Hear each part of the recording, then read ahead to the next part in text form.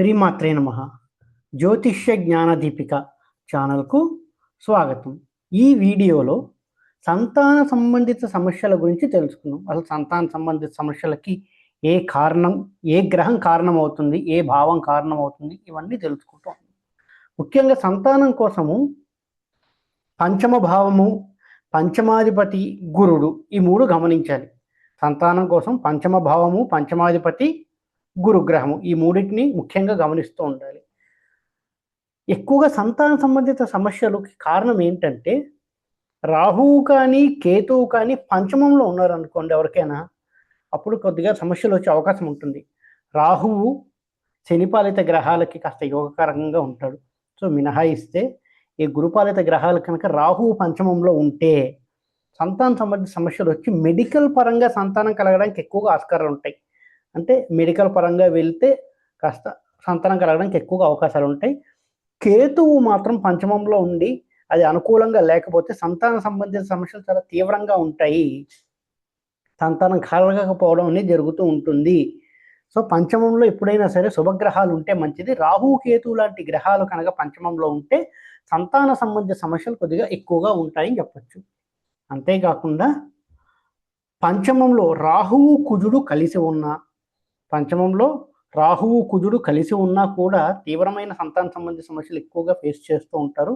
లేక రాహువు కుజుడు కలిసి ఎక్కడైనా ఏ భావంలో అయినా ఉంటే అది దృష్టి పంచమం మీద పడినా కూడా, ఉదాహరణకి ద్వితీయంలో రాహువు కుజుడు ఉన్నారు, దృష్టి పంచమం మీద ఉంటుంది. ఈ విధంగా ఉన్నా కూడా సంతాన సంబంధిత సమస్యలు చాలా తీవ్రంగా వేధిస్తూ ఉంటాయి. ముఖ్యంగా ప్రత్యేకంగా దశలు వచ్చినప్పుడు మాత్రం కుజ మహాదశ, రాహు మహాదశ పక్కనే వస్తాయి. అప్పుడు చాలా తీవ్రమైన సమస్యలు ఫేస్ చేస్తూ ఉంటారు ఆ జాతకులు. సో పంచమంలో ఎప్పుడు రాహువు కుజుడు కలిసి ఉండకూడదు, పంచమాన్ని ఎప్పుడు రాహువు కుజుడు కలిసి ఉండి చూడకూడదు. ఈ విధంగా ఉంటే మాత్రం సంతాన సంబంధిత సమస్యలు ఎక్కువగా ఉంటాయి. ఇక పంచమంలో శనిగ్రహం ఉంటే కనుక, సంతానం ఆలస్యంగా కలుగుతుంది, చాలా ఆలస్యంగా ఉంటుంది అని చెప్పచ్చు. సంతానం కొద్దిగా వీక్గా ఉంటుంది, వాళ్ళకి కొద్దిగా మెడికల్ పరంగా వెళ్తే అన్ని విధాలుగా చాలా బాగుంటుంది. ఇక పంచమాధిపతి, ఏ జాతకుడికైనా పంచమాధిపతి కనుక దుస్థానాలలో ఉన్న, దుస్థానాలు అంటే ఏంటి? 6, 8, 12. పంచమాధిపతి దుస్థానాలలో ఉంటే 6, 8, 12లో ఉంటే కూడా సంతానం కలగకపోవడం, కలిగిన సంతానానికి ఎప్పుడు అనారోగ్యం కలగడము, లేక సంతానం కోసం మెడికల్ పరంగా వెళ్తే కానీ సంతానం కలగడానికి ఆస్కారాలు లేకపోవడం లాంటివి ఎక్కువగా జరుగుతూ ఉంటాయి పంచమాధిపతి దుస్థానాలలో ఉంటే కనుక. అంతేకాకుండా పంచమాధిపతి నీచ పట్టినా కూడా, నీచ భంగం జరగకపోతే సంతాన సంబంధిత సమస్యలు చాలా తీవ్రంగా వేధిస్తూ ఉంటాయి ఆ జాతకులకి. అంతేకాకుండా పంచమాధిపతి కనుక రాహువుతో కానీ కేతువుతో కానీ కలిసి ఉంటే, పంచమాధిపతి రాహుతో కానీ కేతువుతో కానీ కలిసి ఉన్నా కూడా సంతాన సంబంధిత సమస్యలు ఎక్కువగా ఫేస్ చేస్తూ ఉంటారు ఆ జాతకులు. ఇక ముఖ్యంగా గురుడు కనుక నీచపట్టి ఉన్నా, గురుడు రాహువుతో కలిసి ఉన్న, గురు రాహువుల కలయికని గురుచండాల యోగం, గురుచండాల దోషం అని కూడా చెప్తూ ఉంటారు.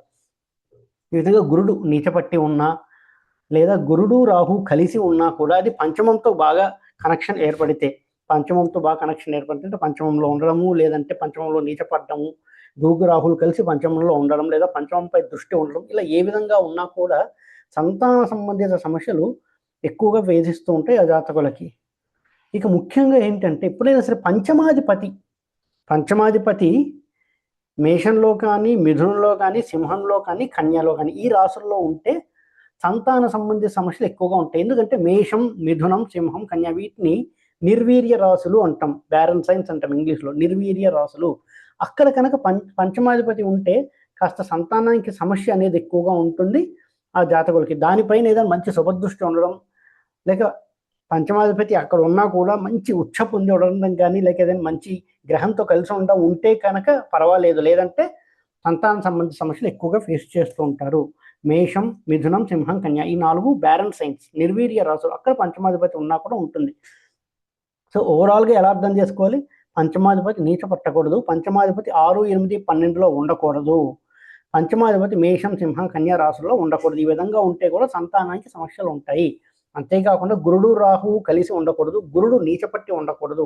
ఈ విధంగా ఉన్నా కూడా సంతాన సంబంధిత సమస్యలు వచ్చే అవకాశాలు ఎక్కువగా ఉంటాయి. ప్రత్యేకించి దశలలో కానీ ఎక్కువగా వాటి ఫలితాలని అనుభవిస్తూ ఉంటారు. అంతేకాకుండా పంచమంలో రాహు కుజువులు ఉండడం, పంచమంలో రాహు కానీ కేతువు కానీ ఉండడం కూడా ఇటువంటి సమస్యలకి దారితీస్తూ ఉంటుంది.